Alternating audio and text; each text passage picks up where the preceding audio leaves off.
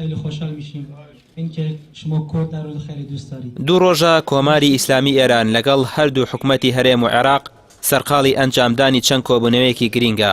کۆبوونەوەکان بۆ پەرەپێدانی بازرگانی و تونند و تۆڵکردنی سنوورەکان بووە. بەرپرسانی بازرگانی ئێران دەڵێن گەمارۆکانی ئەمریکا بۆ سەر وڵاتەکەیان ئاڵوگۆڕی بازرگانی لەگەڵ عێراق و کوردستان ناوەستێنێت.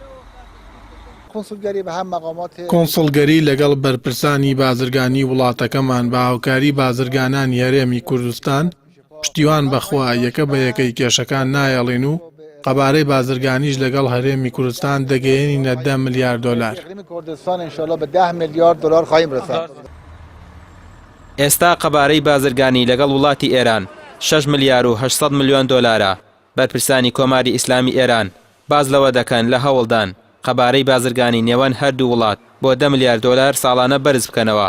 بەڵام بازرگانانی کوردستان داوای هاوکاری و ئاسانکاری زیاتر لە ئێران دەکەن بەتایبەت لە مەسەلەی کڕینی کاڵاکان بە دۆلار و دیناری عراقی.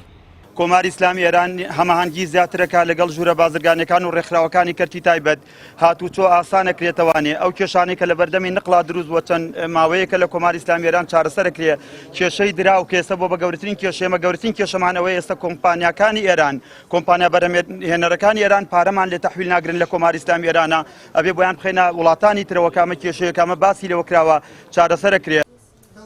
بەرپرسانی پاسەوانی سنوورەکانیش لە نێوان هەردوو وڵاتی ئێران و عێراق لە هەماهەنگیدان بۆ ئەوەی گرفتەکانی نێوانیان چارەسەر بکەن و 6 مانگ جارێک کۆبنەوەیەک لەسەر کێشەی سنوور و دەواازە گومرگیەکان ئەنجام بدەن.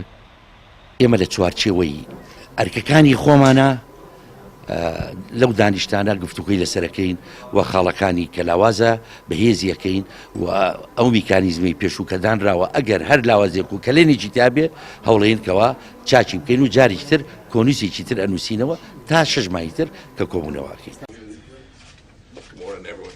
لە دوای سەپاندنی گەڕی دووەمی سزاکانی واشنتۆن بەسەر تاراندا ئێستا هەرێم کاڵاو شتومەکەکانی بە دینار لە وڵاتە دەکرێت بە گوێرەی لە دوانی بەرپرسانی هەردوو وڵاتیش سزاکان هیچ کاریگەریەکیان لەسەر گرانبوون و کەمبوونەوەی کاڵاو شتومەک نابێت.